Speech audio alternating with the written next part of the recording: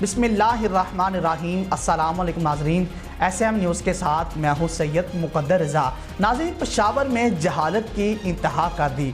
बेटे की पैदाइश की ख्वाहिश पर जैली आमिल के कहने पर खतून के सर में कील ठोंकी गई। नाज़रीन, हमारे माशरे में जहालत जो है वो किस कदर तक बढ़ चुकी है। खैबर पख्तूनख्वा के दारुल खलाफा पेशावर में खतून के सर में कील ठोकने के वाक़यात की तहकीकात जारी है। वाक़े की तहकीकात के लिए बनाई गई टीम ने लेडी रेंडिंग अस्पताल में फुटेज और दीगर रिकॉर्ड चेक किया। तहकीकात के मुताबिक मरीज़ा को अस्पताल लाने वालों में 2 मर्द और 2 ख़वातीन शामिल हैं।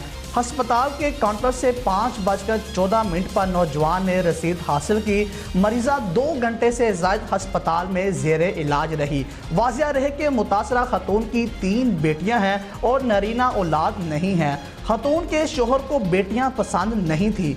बेटे की पैदाइश की ख्वाहिश पर जैली अमल के कहने पर खतून के सर में कील ठोकी गई थी। मुतासरा खतून को इलाज के लिए लेडी रेडिंग अस्पताल लाया गया था। अस्पताल के नैरो सर्जन डॉक्टर हैदर ने बताया कि खतून हामला थी और उसके सर पर गहरी चोट आई थी। कील को सर्जरी करके निकाल दिया गया और खतून को डिस्चार्ज करके घर रवाना कर दिया गया। डॉक्टर ने पुलिस को इतला दिए बगैर सर्जरी करके खतून के सर से कील निकाल दी। अस्पताल रिकॉर्ड में मियां बीवी का शनाख्ती कार्ड नंबर तक नहीं रखा गया।